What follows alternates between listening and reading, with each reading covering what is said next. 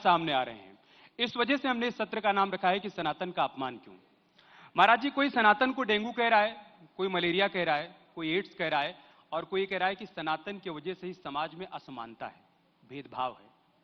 स्वामी रितेश्वर के शब्दों में सनातन क्या है? जो सदा से था, आज भी है और सदा रहेगा, सनातन उसको कहते हैं।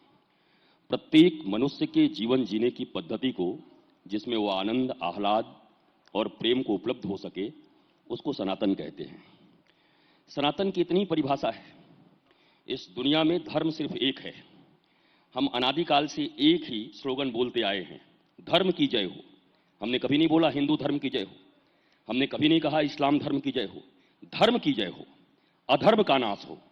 तो धर्म तो एक ही था, एक ही है और एक ही रहेगा, वो सनातन है। बाकी मत हैं, वो हजारों हो सकते हैं, लाखों हो सकते हैं। इसलिए सनातन की परिभाषा धर्म है। महाराज जी, जो आपने कहा कि सनातन था, है और रहेगा, क्या सनातन इतना सहज और सरल है, इस वजह से बार बार सनातन पर इस तरीके से बयान दिया जाता है? सनातन मनुष्यों की रक्षा के लिए बना है, मनुष्यों के आनंद के लिए बना है। हम लोगों को मारने के लिए, काटने के लिए नहीं बने हैं। सहज सरल होना ही जीवन है, कठिन जलेबी की तरह होना जीवन नहीं है। हम सहज हों, सरल हों, मनुष्यों के लिए जिएं, एक दूसरे के लिए जिएं। इसलिए सनातन के ऊपर कोई कुछ भी बोल जाता है, लेकिन जरा ये देखो बोलने वाले कौन लोग हैं। एकेडमिक क्वालिफिकेशन जिनकी मैकोले के अनुसार हुई है, मैकोले की विद्या पढ़ के, जिन लोगों ने डिग्रियां लेकर के, जो न सनातन के ऋषि के बारे में जानते हैं, न वेद पढ़ा उन्होंने, न शास्त्र पढ़े, न उपनिषद का नाम जानते हैं, न ही शास्त्र का नाम जानते हैं, न गुरु परंपरा जानते हैं, वो सनातन के ऊपर हमला कर रहे हैं। ये तो ऐसा हुआ आर्ट्स का विद्यार्थी और साइंस के विषय में बोलने लगे। साइंस की जानकारी उसको नहीं है। यही बात है, आप जिनका भी नाम ले रहे हैं, ऐसे बहुत सारे लोग हैं। वो वोट की राजनीति है, उनको बोलना है। सनातन सबको जोड़ता है और वोट की राजनीति जो लोग कर रहे हैं वो शायद तोड़ने का काम कर रहे हैं, और भारत की जनता इसको सफल नहीं होने देगी। भारत की जनता सनातन संस्कृति को मानने वाले 145 करोड़ लोग हैं। इस हिंदुस्तान में जो कोई भी रहता है वो सब सनातनी हैं, उनके डीएनए भी एक हैं। और यह पक्का है कि हम 145 करोड़ की बात करने आए हैं, हम भेदभाव करने नहीं आए। जिनको वोट चाहिए वो तोड़ रहे होंगे, वो सनातन पे हमला कर रहे होंगे। सनातन का अगर गुणगान करेंगे तो शायद ज्यादा ऊंचा उठ जाएंगे वो। महाराज जी, लेकिन फिर वही लोग सवाल करते हैं कि जब सनातन अमिट है, सनातन हमेशा रहेगा, तो फिर यह बयान क्यों आता है कि सनातन खतरे में है? क्या सिर्फ सियासी लाभ उठाने के लिए दोनों तरफ से, जैसा आपने कहा कि एक तरफ तो सनातन की अज्ञानता है और उनकी सियासत का हिस्सा है, तो क्या दूसरी तरफ लोगों को सिर्फ इसलिए डराया जाता है कहकर कि सनातन खतरे में है ताकि अपना वोट बैंक सुरक्षित रहे? नहीं, देखिए बात ऐसा है कि अगर भारत की आप बात करें तो जिस भारत के नक्शे को लेकर आज आप जी रहे हैं, क्या यही भारत था? भारत कहां से कहां तक फैला हुआ था। ये एक दौर में कोई कुछ पढ़ते थे कि कुछ न कुछ तो हस्ती रही होगी हमारी, हमको कोई मिटा नहीं सकता। आप कितना मिटोगे? धीरे धीरे इतने छोटे हो गए, कांधार खत्म हो गए, भारत के टुकड़े टुकड़े हो गए। अब ऐसा भारत बच गया है, इस भारत में ही कई ऐसे स्टेट्स हैं जहां पर आपको तकलीफ होती है, जहां आप जा नहीं सकते, जहां पर आपका रहना मुश्किल है। कई ऐसे जिले चिन्हित हैं जहां पर आप रह नहीं सकते, जहां पर आप धर्म की जय नहीं बोल सकते। तो ये कहते हैं कि अखंड है, ये टूटेगा नहीं। सनातन तो अखंड रहेगा विचारों के रूप में, वेदों के रूप में, लेकिन अगर मनुष्य सनातन संस्कृति को लेकर जागृत नहीं रहा तो यह देश खंडित होगा। और मनुष्यता के ऊपर ये केवल 145 करोड़ लोगों की बात नहीं है, बात 8 अरब पूरे विश्व के लोगों की है। एकमात्र यही धर्म है जो कहता है वसुधैव कुटुंबकम की बात करता है। हम पूरी वसुधा को अपना कुटुंब मानते हैं। कोई एक ऐसा बता दो और मत जो कहता है पूरी वसुधा मेरी कुटुंब है। तो सनातन के ऊपर हमले होने दीजिए। हमले कोई आज से नहीं हो रहे हैं, चारों युग से हो रहे हैं। ये जो आसुरी प्रवृत्तियां हैं वो हमले करती रहती हैं, इन हमलों से कुछ नहीं होना। फिर मैं आपको कहता हूं, मैं दल की बात नहीं करता, दल के दलदल से ऊपर उठ करके भारत माता के बच्चों के दिल की बात होनी चाहिए, और हम भारतवासियों के दिल की बात करने यहां पर आए हैं। दल से हमारा कोई वास्ता नहीं। महाराज जी, क्या भारत माता के बच्चों के मन में यह है कि भारत को हिंदू राष्ट्र बना दिया जाए? देखिए, हिंदू का पहले परिभाषा आप पूछ लीजिए। यहां जितने एकेडमिक क्वालिफिकेशन लोग लेके बैठे होंगे उनको शायद पता नहीं होगा हिंदू किसे कहते हैं। राहुल गांधी भी कहते हैं कि हिंदू और हिंदू तो अलग अलग है। हिंदू कोई भौगोलिक एक परिसीमा है। हिमालय से लेकर के सिंधु की सीमा को हिंदू बताया गया। एक और परिभाषा बताई गई, जो हिंसा को पसंद नहीं करते उन्हें हिंदू कहा जाता है। तो ये दोनों परिभाषाएं बहुत अच्छी है। आपके सुप्रीम कोर्ट ने ये कह दिया है कि हिंदुत्व एक जीवन पद्धति है भारत का, उस पद्धति से लोग जीते हैं जिससे बचते और बढ़ते हैं। हिंदू राष्ट्र के विषय में मेरा स्पष्ट मानना है, मैं इसके सहयोग और विरोध में हूं, मैं ये नहीं जानता। मैं राम राज्य के पक्ष में हूं, क्योंकि हिंदू तो रावण भी था। क्या रावण राज चाहते हैं? हिंदू रावण भी था। मैं चाहता हूं राम राज्य आए, जहां राम के अनुसार राज्य चले, केवल हिंदू की बात नहीं कर सकते हम। महाराज जी, बीजेपी कह रही है राम राज्य ही तो है। आप देखिए, अयोध्या में दिव्य और भव्य राम मंदिर का निर्माण हो रहा है। काशी में बाबा विश्वनाथ के दरबार का कायाकल्प हो गया। महाकाल में क्या हुआ आपने सभी ने देखा ही, वहां पर महाकाल लोक का निर्माण हो गया। अब और कैसा आप राम राज्य चाहते हैं? ये जो राम राज्य की परिकल्पना और ये राम राज्य का यात्रा प्रारंभ हुआ है, मैं सहमत हूं। हमारे प्राचीन स्मारक, हमारे मंदिर जिन विदेशियों ने तोड़ दिए थे, उनको रिकवर करना जरूरी है। चाइना के ऊपर जापान का थोड़ा कब्जा था, आप इतिहास के जानकार होंगे, पर एक साल में उसने सारे जापानियों के नाम मिटा दिए और आज बड़े ताव के साथ खड़ा है अपनी भाषा को लेकर के। एक आर्थिक शक्ति भी है, हो सकता है विस्तारवादी नीति है, हमारे विरुद्ध है, वो अलग बात है, पर चाइना खड़ा है अच्छे से, क्योंकि उसने गुलामी की कोई भी प्रतीक को 1 वर्ष के भीतर अपने देश में रहना स्वीकार नहीं किया। भारत के इतने साल हो गए, गुलामी के प्रतीक को क्यों रखा गया, क्यों नहीं मिटाया जा रहा? मिटा दीजिए ना। क्या छत्तीसगढ़ में वीरों की कमी है? क्या आदिवासी वीरों की कमी है? उनके नाम पर सड़कों का नाम रखिए ना। अरे वीर अब्दुल हमीद के नाम पर रखिए ना। मैं हिंदू मुसलमान की बात नहीं करता। एपीजे अब्दुल कलाम आजाद के नाम पर रखिए ना, वो मिसाइल मैन है। बात हिंदू मुसलमान की नहीं है, बात है आक्रांताओं की, बात है डकैतों की। क्या डकैतों और आक्रांताओं के नाम पर आप यहां पर सड़कें बनाएंगे? क्या उनके नाम पर आप अपने पूजा स्थल बनाएंगे? क्या आपको पता नहीं है कि वेटिकन सिटी का नाम आते ही, पोप का नाम आते ही वेटिकन सिटी याद आता है? मक्का मदीना से आया याद आते ही आपको किसी और मत का नाम याद आता है? तो अयोध्या और मथुरा और काशी का नाम सुनते ही आपको कौन याद आता है? क्या राम कृष्ण और भोलेनाथ याद नहीं आते? तो ये तो हमारी पहचान है। इस अस्मिता के साथ क्यों लोग छेड़छाड़ कर रहे हैं? मेरा ऐसा मानना है, भारत के बहुसंख्यक सारे के सारे लोग इसके पक्ष में हैं। हमेशा कुछ न कुछ असुर तत्व रहते हैं जो इसका विरोध कर रहे हैं। मैं किसी मत मजहब के ऊपर कभी हमला नहीं करता और मेरा एक रिकॉर्ड रहा है, मैं जब भी बैठा हूं तो वो सारे भारतीय हमारा सम्मान करते और हम भारतीयों का सम्मान करते। यहां भी दलगत राजनीति हो रही है, ठीक है, दलगत राजनीति है। भारतीय संविधान के तहत ही तो कांग्रेस बनी है, भारतीय संविधान के तहत ही तो भाजपा का पंजीकरण हुआ है, बसपा का पंजीकरण हुआ है, समाजवादी का पंजीकरण हुआ है, कोई पाकिस्तानी नहीं है। ये बात अलग है कि यहां जो सनातन और मानव की नीतियों को मानेगा वही शासन करेगा, ये तय है। हम उनको पाकिस्तानी नहीं मानते, पर नीति सही करनी पड़ेगी। हम किसी दल के विरुद्ध में नहीं हैं, हम किसी मनुष्य के भी विरुद्ध में नहीं हैं। हम चाहते हैं कि वो सही नीतियों पर, राष्ट्रवाद की नीतियों पर चले, अपने आने वाले भविष्य का वो भी देख सके, दर्शन कर सके। नहीं तो उनके बेटे ही यहां नहीं रह सकते। आज जो मुख्यमंत्री हैं, प्रधानमंत्री हैं, आज जो बड़े बड़े ओहदों पर हैं, अगर यही हालत रही तो एक दिन अफगानिस्तान में भी यही हालत थी, हमारा शासन था।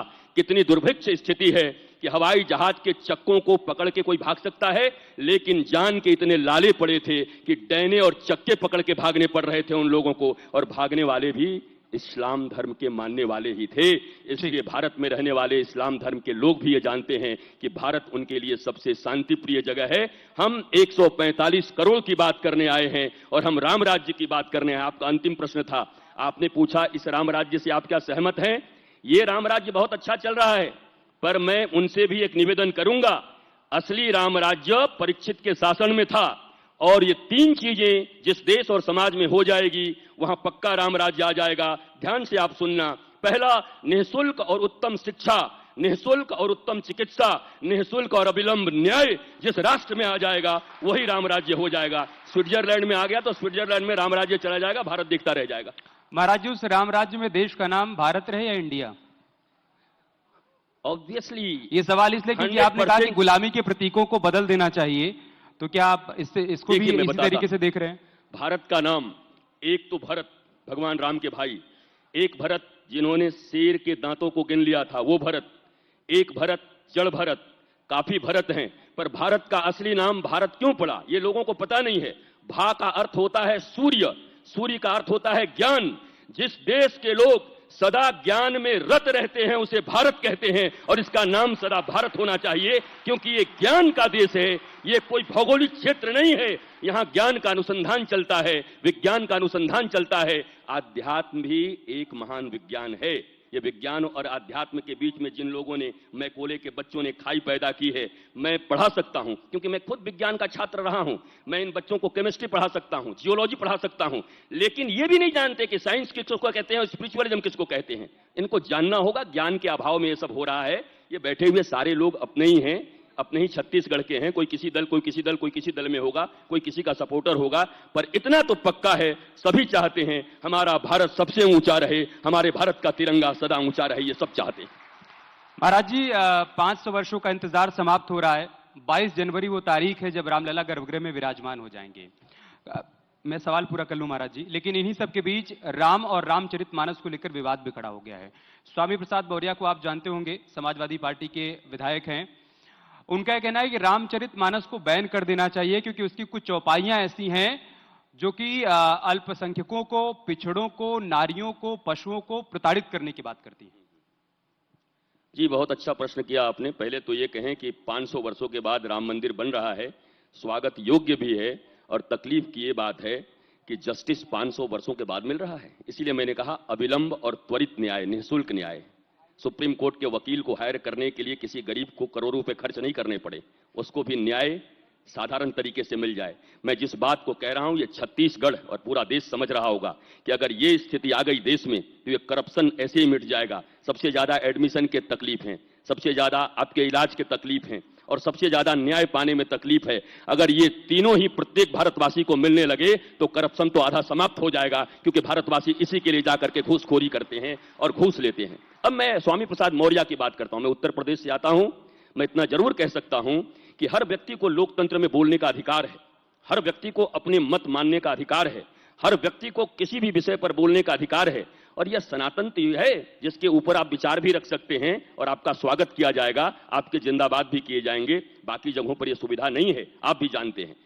स्वामी प्रसाद मौर्य एक राजनीतिज्ञ व्यक्ति हैं। स्वामी प्रसाद मौर्य ने वेद पढ़ा है। स्वामी प्रसाद मौर्य से पूछा गया था क्या शास्त्र उपनिषद के नाम बता पाएंगे। देखिए, जो जिस विषय का ज्ञाता नहीं है उस विषय में वो जो चौपाई पढ़ रहे हैं बार बार, हाँ जी, उसका मैं जिक्र इस मंच से जरूर करना चाहूंगा। वो कह रहे हैं कि ढोल गवार शूद्र पशु नारी सकल ताड़न के अधिकारी। इसका मतलब क्या है आप देखिए, इसका व्याख्या तो बहुत हो चुका भारतवर्ष में। ताड़न शब्द का अर्थ क्या है, लेकिन इसको थेथ्रोलॉजी बोलते हैं हमारी भाषा में। एक चलंत फिरंत भाषा होता है, बोला थेथ्रोलॉजी। हम जानते हैं पर मानेंगे नहीं। मेरा ऐसा कहना है कि वर्तमान समय में रामचरितमानस में प्रातकाल उठ के रघुनाथा मातु पिता गुरु नावहि माथा, रामचरितमानस में कहा गया कि परहित सरिस धर्म नहीं भाई। इतने सारे चौपाई हैं जिनसे मानवता अच्छी हो सकती है, हमारे बीच मोहब्बत और प्रेम हो सकता है। उन सारे चीजों को छोड़कर हमें अमित जी को देख करके लगे आपका तो सब ठीक है, नाक आपका ठीक नहीं लग रहा है, हम नाक आपका काट लेंगे। आप आदमी तो अच्छे हो पर नाक आपका टेढ़ा है। तो वो नाक भी अमित जी का ही है। रामचरितमानस के जिन संदर्भों को उस समय में लिखा गया था और हम आज नहीं समझ पा रहे हैं, मुझे लग रहा है इतना विवाद करने की जरूरत क्या है। मुझे सारे भारतवासियों को खड़ा होकर कह देना चाहिए कि अगर किसी चौपाई से किसी की भावना आहत होती है तो वो चौपाई को शट डाउन कर दें। रामायण फाड़ने से क्या होगा, आप शट डाउन कर दीजिए, मत मानिए। रामचरितमानस से जो अच्छी चीजें हैं, जो आपको अच्छी लगती हैं, उसको निकाल करके अपने जीवन में आप अपने बच्चों को देना प्रारंभ करिए। विवाद नहीं, संवाद पैदा करना है समाज में। अगर संवाद होगा तो राष्ट्र आगे बढ़ेगा, विवाद होगा तो राष्ट्र पीछे जाएगा। महाराज जी, लेकिन जब संतों की तरफ से बात कही जाती है स्वामी प्रसाद मौर्य को, तो वो तो संतों को राक्षस कहने लगते हैं। अब देखिए, स्वामी प्रसाद मौर्य की अपनी भाषा है, भारत देश के नागरिक हैं वो। उनकी भाषा, उनके संस्कार, उनके माता पिता का दिया हुआ ज्ञान, उनके आचार्यों का दिया हुआ ज्ञान, वो उसको प्रकट कर रहे हैं। वो भाषा तो हम नहीं बोल सकते, न वो भाषा मैं उनके लिए रखता हूं। उनका नाम ही कितना प्यारा है, स्वामी के द्वारा पाया हुआ प्रसाद, और वो भी मौर्य वंश। मौर्य वंश कितना बड़ा यहां पर रहा है। नाम तो उनका बहुत अच्छा है, लेकिन कभी कभी ऐसा हो सकता है आंख के अंधा नाम नैन सुख, नाम कुछ और हो और काम कुछ और कर रहे हो। इस विषय में मैं इतना ही कहना चाहूंगा कि स्वामी प्रसाद मौर्य की भाषा जो वो बोल रहे हैं और जो लोग सुनने वाले हैं वो सुने, पर मुझे पता है 140 करोड़ भारतीय इस भारत देश में केवल यही चाहते हैं कि भारत में उत्तम शिक्षा, उत्तम चिकित्सा, अविलंब न्याय और भारत के प्राचीन जो खंडहर बना दिए गए हैं विदेशियों के द्वारा, उनका नामकरण पुनः भारतीय और छत्तीसगढ़ी वीरों के नाम पर हो जाए, ये भारतवर्ष के लोग चाहते हैं। ठीक है महाराज, इस सभागार में बैठे हुए लोग क्या चाहते हैं वो भी जान लेते हैं। हमारी सहयोगी तनु लोगों के बीच में है। तनु, अगर वहां से कुछ सवाल है महाराज जी के लिए तो आप पूछिए। सवाल है किसी के पास जो महाराज जी से पूछना चाहता है? आप अपना हाथ उठा दीजिए, तनु पहुंच जाएंगे आपके पास। जी पंडित जी प्रणाम। महाराज जी पूछिए। सर पंडित जी, एक कथा है जहाँ संभुपद वाला कहता है कि राजा अगर किसी दोष में है तो उससे जनता भी बहुत प्रताड़ित होती है। तो आपको अभी के समय में क्या लगता है कि हमारा राजा भी या प्रधान सेवक वैसा हो गया है कि बहुत सारी चीजें देश में घटित हो रही है? उस पर आपका क्या कहना है? देखिए, देश के राजा अगर धर्मयुक्त नहीं होंगे, आप इस बात को मानते हैं कि राजनीति धर्म के साथ होनी चाहिए या धर्म के साथ? पहले आपको यह क्लियर करना होगा। आप ये मानते हैं कि सांप्रदायिक होना गौरव का बात है, ये शर्म का बात नहीं है? क्योंकि संप्रदाय शब्द का आप अर्थ नहीं जानते हैं। संप्रदाय का अर्थ आप जानते हैं हिंदू मुसलमान। संप्रदाय का अर्थ होता है सम्यक प्रकार से हमारे पूर्वजों ने जो विद्या हमको प्रदान की है उसको संप्रदाय कहते हैं, और ऐसा सांप्रदायिक होना गौरव का बात है। 70 साल तक ये देश सांप्रदायिक और गैर सांप्रदायिक ध्रुवीकरण में झूलता रहा, लेकिन संप्रदाय का अर्थ नहीं मालूम। संप्रदाय का अर्थ शास्त्रों के अनुसार निकालोगे कि मैकोले बताएगा कि संप्रदाय किसे कहते हैं, हमारे शास्त्र बताएंगे। जो हमारे पूर्वजों ने हमको दिया है हम उसको सहेज के रख रहे हैं, इसको संप्रदाय कहते हैं। इसमें शर्म की क्या बात है? हम सांप्रदायिक हैं। दूसरी बात, राजा का अगर दोष हो तो प्रजा को भोगना पड़ता है, और यह भी पक्का है कि प्रजा दोष वाला हो तभी तो दोष वाला राजा चुनेगा। तो प्रजा को भी पहले ठीक होना पड़ेगा। प्रजा निर्दोष हो जाए, मुर्गे और दारू लेकर के वोट देना अगर बंद कर दे, ठेकेदारियों पर अगर वोट देना बंद कर दे और केवल अपने राष्ट्र की चिंता करके, अपने आने वाले भविष्य की चिंता करके वोटिंग करें, तो राजा को भी सही होना पड़ेगा, धर्मयुक्त होना पड़ेगा। ऐसे भारत का निर्माण करना होगा। तनु, और कोई सवाल है उधर से? जी पूछिए। गुरुजी, कोई कहता है बाइबल पढ़ो, कोई कहता है कुरान पढ़ो और कोई कहता है रामायण पढ़ो। सो आपके हिसाब से क्या लगता है हमें किस थ्रू जाना चाहिए, क्या पढ़ना चाहिए? आपने क्या क्या पढ़ा है? मैंने तो रामायण जानती हूँ, रामायण अच्छे से। दवाई की मेडिकल हॉल में लाखों दवाइयां होती हैं। हाँ। अगर आपके पापा का दुकान हो और आपके सर में दर्द हो तो क्या 50 दवाई लेकर खा जाओगे कि हमारे बाप का दुकान है हम खा जाएंगे? नहीं खाओगे ना। आप जाओगे एक डॉक्टर के पास, डायग्नोस करेंगे, डायग्नोस करने के बाद आपको बताएंगे ये 3 गोलियां ले लेना, इससे आपका सर दर्द ठीक हो जाएगा। ऐसे ही दुनिया में जितने भी ग्रंथ हैं, उन ग्रंथों में मानवता को जोड़ने के लिए, राष्ट्रीयता के विकास के लिए और मानवता के आनंद के सूत्र लिखे गए हैं। उनमें से आपके गुरु और आपका संप्रदाय जो कहता है उसको मान के चलो, आपका जीवन सुंदर होगा, आनंदमय होगा और प्रसन्न चित्तता से आप आगे बढ़ोगे। बड़ा कौन छोटा कौन, इसमें मत पड़ो। और कोई सवाल? नेक्स्ट, जल्दी से। प्रणाम गुरुजी, मेरा नाम आस्था साहू है, मैं कलिंगा यूनिवर्सिटी से हूँ। मेरा सवाल ये है कि लोग कहते हैं ये गुरु को मानो, वो गुरु को मानो, इनकी सुनो उनकी सुनो, तो हमें किसे सुनना चाहिए? गुरु का अर्थ आप जानती हो? जी बताओ। गुरु वो होता है जो हमें सही राह दिखाए, सही शिक्षा दे। वाह, ठीक है।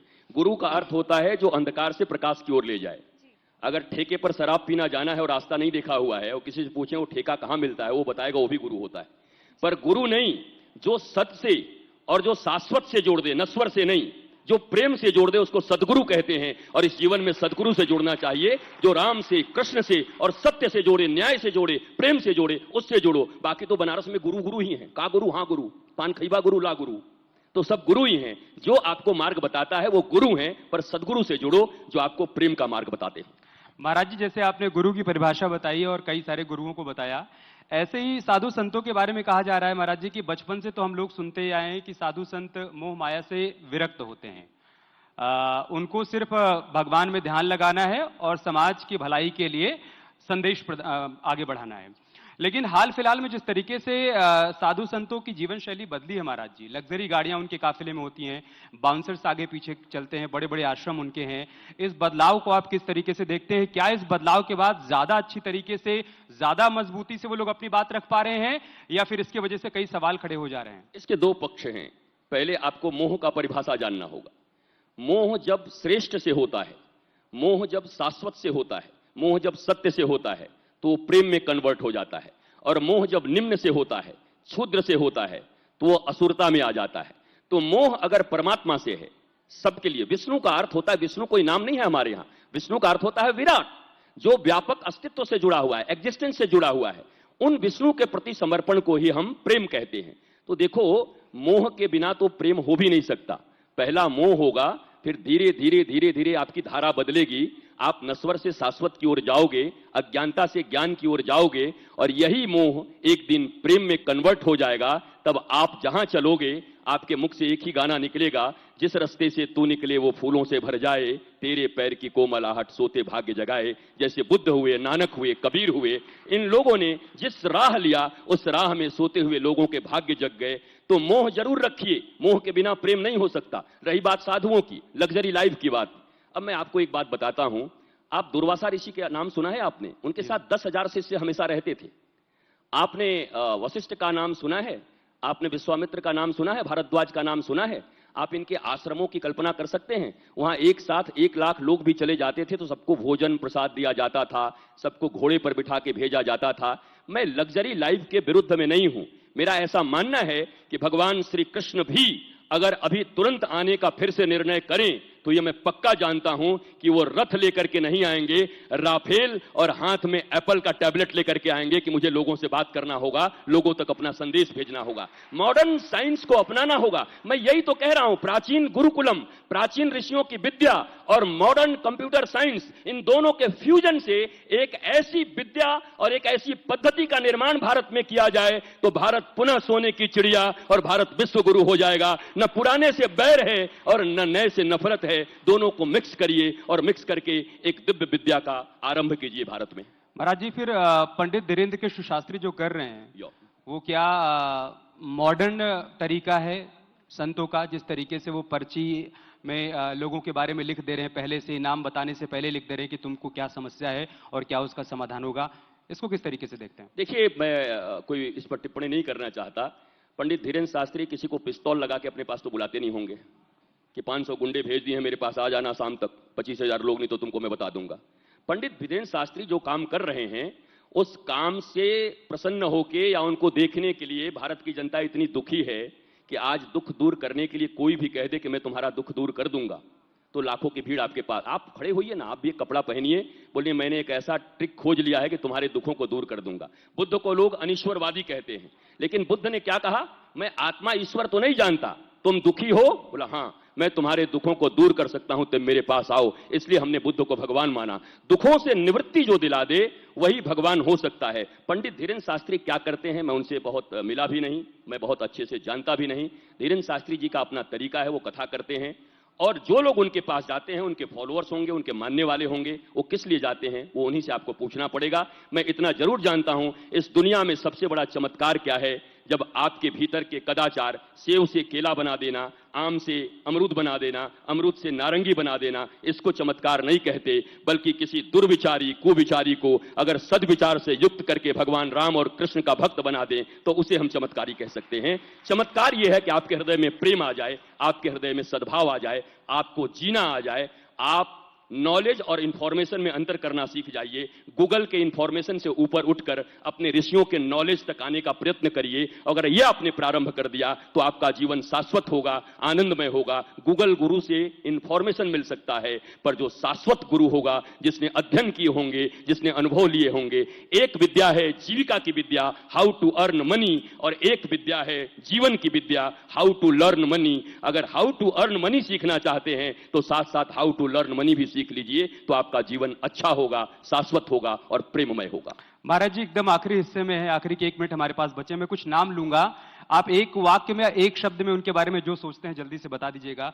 Narendra Modi, a great visionary, Bharat मां के सपूत, जो भारत मां के लिए काम करने का बहुत भाव रखते हैं हृदय में। योगी आदित्यनाथ, योगी आदित्यनाथ जिनको मठों तक सीमित रहने वाला एक बाबा कहा जाता था, आज अमेरिका के बराबर जिस राज्य की जनसंख्या है उस जनसंख्या में क्राइम फ्री जोन बना करके उन्होंने एक विराट काम कर दिया है। कुशल प्रशासक। राहुल गांधी, राहुल गांधी, राहुल गांधी अच्छे आदमी हैं, भारत के ही आदमी हैं, और उनके विचारधारा, इसके लिए मुझे एक लाइन में जवाब देना बड़ा कठिन हो जाएगा। भीष्म पितामह सबसे बड़े भागवती हैं, भक्त हैं, लेकिन वो अगर स्वामी- पक्ष में गलत खड़े हों तो भीष्म पितामह को भी जाना पड़ता है। राहुल गांधी एक ऐसे अच्छे आदमी हैं और मुझे लगता है वो भारत को धीरे धीरे सीख रहे हैं और सीखेंगे तो और अच्छा होगा। स्वामी प्रसाद मौर्य। स्वामी प्रसाद मौर्य के बारे में मैंने बता दिया, उनको जितना ज्ञान है, माता पिता ने जितना ज्ञान दिया उसके अनुसार वो काम कर रहे हैं, उनके भी फॉलोअर्स हैं, उनको पसंद करते हैं। उदयनिधि स्टालिन। उदयनिधि स्टालिन अपने एक अच्छे पिता के, मुख्यमंत्री पिता के अच्छे एक्टर बेटा हैं और ठीक समय पर एक्टिंग करके कैसे वोट को जुटाया जा सकता है उसका पूरा प्रयत्न कर रहे हैं बहुत और बहुत शायद उनका धन्यवाद। प्रयत्न सफल होगा। बहुत बहुत धन्यवाद महाराज जी। प्रणाम, धन्यवाद। महाराज जी, आपका बहुत बहुत शुक्रिया। अपने वचनों के द्वारा हम सभी का मार्गदर्शन करने के लिए मैं आपसे रिक्वेस्ट करूंगी आप मंच पर बने रहिए।